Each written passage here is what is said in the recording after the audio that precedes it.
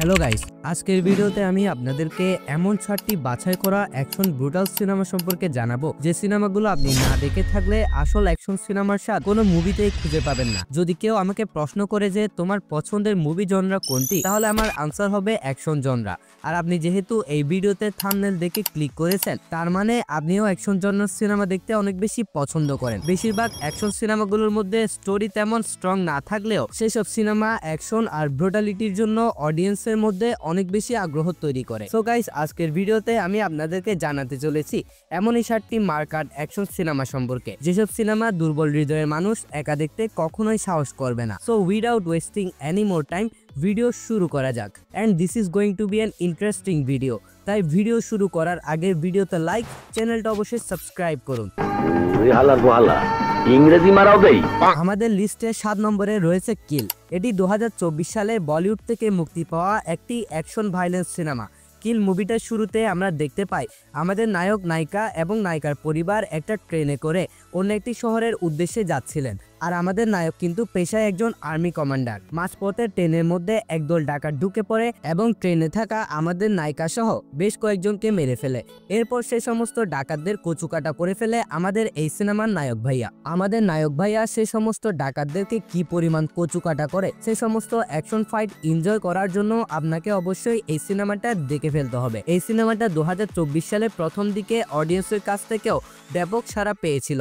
এই সিনেমাটা এত বেশি অসাধারণ হয়েছিল যে সামান্য একটা ট্রেনের ভিতরে দুমদুমা অ্যাকশন সিনগুলো আপনাকে সত্যি অবাক করতে চলেছে। যারা এখনো এই সিনেমাটা দেখেন নাই, তারা অবশ্যই এই সিনেমাটা দেখে নিতে পারেন। আমাদের লিস্টে 6 নম্বরে রয়েছে শিশু। না, আপনি মনে করিয়েন না যে এটি কোনো বাচ্চা, আসলে এটি এই সিনেমাটার নাম। সিনেমাটার শুরুতে আমরা একজন মুরব্বীকে দেখতে পাই, যিনি আগে একজন দুর্দর্শ আর্মি কমান্ডার ছিলেন। এরপর তিনি তার পরিবার এবং ঘরবাড়ি হারানোর পর স্বর্ণ খোঁজার কাজে লেগে পড়েন। আমাদের মুরব্বী কিন্তু স্বর্ণ খোঁজার কাজে অনেক বেশি এক্সপার্ট বা পারদর্শী ছিলেন। স্বর্ণ খুঁজতে খুঁজতে আমাদের মুরব্বী এক পর্যায়ে অনেকগুলো স্বর্ণ পেয়েও যায়। স্বর্ণগুলো নিয়ে তার গন্তব্যস্থলে যাওয়ার সময় তার সাথে দেখা হয়ে যায় একজন জার্মান সিপাহীর, এবং সেই জার্মান সিপাহীটা আমাদের মুরব্বীর কাছ থেকে সে সমস্ত স্বর্ণ ছিনিয়ে নিতে চায় এবং আমাদের মুরব্বীকে নানা রকম করে অপমান করতে থাকে। এই সিনটা পর্যন্ত পরিস্থিতি স্বাভাবিক থাকলেও এরপর যে ধুমধুমা অ্যাকশনগুলো শুরু হয় সেগুলো পুরোই মাথা নষ্ট। এছাড়া এই সিনেমাটার অ্যাকশন ব্রুটাল সিনগুলো এত বেশি রিয়েলিস্টিক ছিল যে যা সত্যি প্রশংসার দাবিদার। আপনি যদি একটি মাথা নষ্ট অ্যাকশন ব্রুটাল সিনেমা দেখতে চান, তাহলে এই মুভিটা অবশ্যই ট্রাই করতে পারেন। আমাদের মুরব্বির করা ধুমধুমা অ্যাকশন ফাইটগুলো দেখে আপনি বলতে বাধ্য হবেন, মুরব্বি।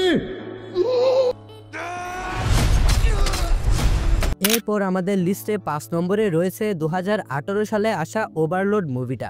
সিনেমাটার শুরুতে আমরা কিছু আর্মিকে দেখতে পাই এবং সেই আর্মিগুলো তাদের শত্রুদের এলাকায় যাচ্ছিল শত্রুদেরকে মারার জন্য, এবং আমাদের আর্মির দল শত্রুদের এলাকায় গিয়ে দেখতে পাই সেখানে থাকা লোকদের উপর ভয়ানক কিছু এক্সপেরিমেন্ট করা হয়েছে, এবং সেই এক্সপেরিমেন্টের সাইড ইফেক্টের কারণে সেখানে থাকা লোকগুলো পুরো জানোয়ারের মতন হয়ে গিয়েছে এবং এই মানুষগুলোর সাথে আমাদের আর্মির টিম কোনোভাবেই পেরে উঠছিল না। এরই সাথে আমাদের আর্মির টিম পড়ে যায় এক মহা বিপদে।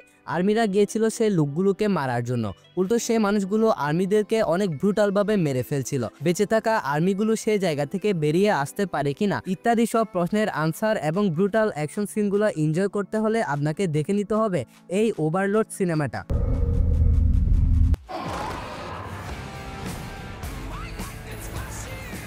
এরপর আমাদের লিস্টে 4 নম্বরে রয়েছে প্রজেক্ট উলফ হান্টিং।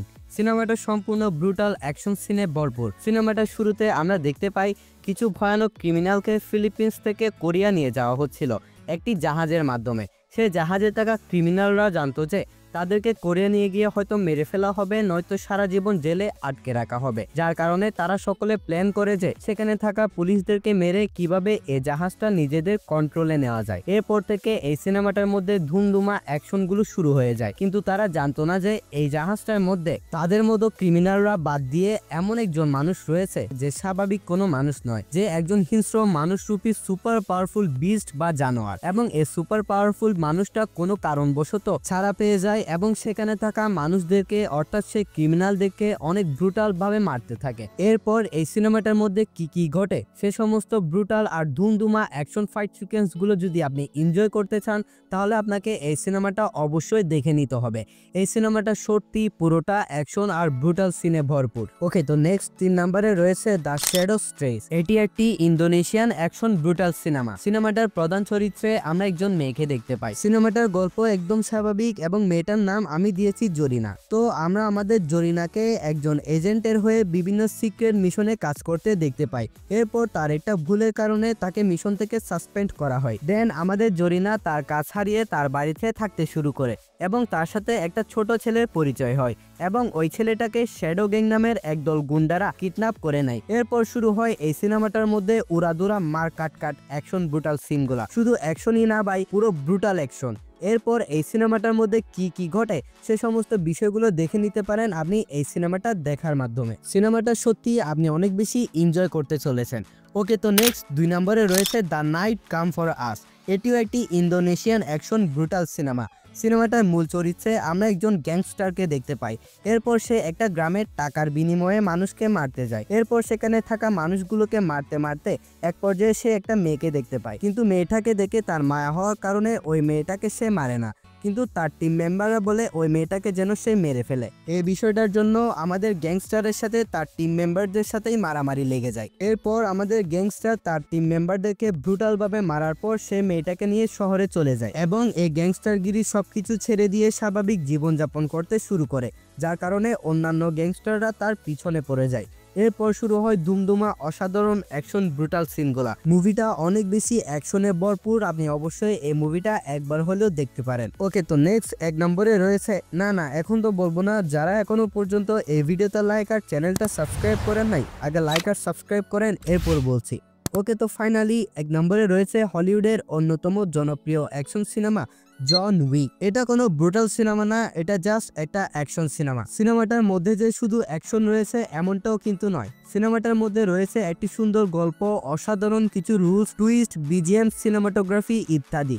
ভাই কি নেই এই সিনেমাটার মধ্যে। আর এই সিনেমাটা কিন্তু একটি পার্টে নির্মাণ করা হয়নি, এই সিনেমাটার টোটাল 4টি পার্ট রয়েছে। এই সিনেমাটার প্রধান চরিত্রের নাম হচ্ছে জন উইক। বাইরে ভাই এ কোনো মানুষ না, পুরোই একটা মনস্টার। আর আপনি এর চেহারা দেখে একে ইনোসেন্ট মনে করিয়েন না। পুরো 4টি পার্টের মধ্যে এই মনস্টারটা যে কি পরিমাণ তাণ্ডব করে বেড়ায় সে সমস্ত বিষয় যদি জানতে চান তাহলে এই মুভিটা আপনাকে দেখতে হবে। সম্পূর্ণ অ্যাকশন আর ধুমধুমা সাসপেন্সের সাথে এই সিনেমাটা সম্পূর্ণ আপনি এনজয় করতে চলেছেন। অ্যাকশন সিনেমার কথা যেহেতু বলছি তাহলে 2024 সালের শেষের দিকে মুক্তি পাওয়া মার্কো সিনেমাটা সম্পর্কে একটু ধারণা দেওয়া যাক। অনেকে হয়তো এই সিনেমাটা সম্পর্কে জানেন, আবার অনেকে জানেন না। যারা জানেন না তাদেরকে জানাচ্ছি, এটি 2024 সালের শেষের দিকে ইন্ডিয়া থেকে মুক্তি পাওয়া একটি অ্যাকশন ব্রুটাল সিনেমা। এই মুভিটা পুরো ইন্ডিয়া জুড়ে অনেক বেশি প্রশংসিত হয়েছে। মুভিটার দুর্দান্ত বিজিএম আর অ্যাকশন ব্রুটাল সিনগুলো মানুষকে বাধ্য করেছে এই সিনেমাটার প্রশংসা করার জন্য। যারা সিনেমাটা দেখেন নাই অবশ্যই দেখে নিতে পারেন। সো গাইস, আমার বলা এই 7টি সিনেমায় ছিল পুরো অ্যাকশন আর ধুমধুমা ব্রুটাল সিনে ভরপুর। এই সিনেমাগুলোর মধ্যে আপনি কোন মুভিটা দেখবেন সেটা অবশ্যই কমেন্টে জানাতে পারেন। আর যে পাথর দিলের মানুষগুলো এখনো পর্যন্ত এই ভিডিওতে লাইক আর সাবস্ক্রাইবটা করেন নাই তাদের কাছে আমি বলছি মনটাকে কুসুমের মতো নরম করে এই ভিডিওতে লাইক আর চ্যানেলটা সাবস্ক্রাইব করে রাখবেন, যেন এরকম ভিডিওর আপডেটগুলো রীতিমতো সবসময় আপনার কাছে চলে যায়। তাহলে এই ভিডিওটা আমি এখানেই শেষ করছি। দেখা হবে নেক্সট ভিডিওতে, ততক্ষণ ভালো থাকবেন, সুস্থ থাকবেন, টেক কেয়ার, আল্লাহ হাফেজ।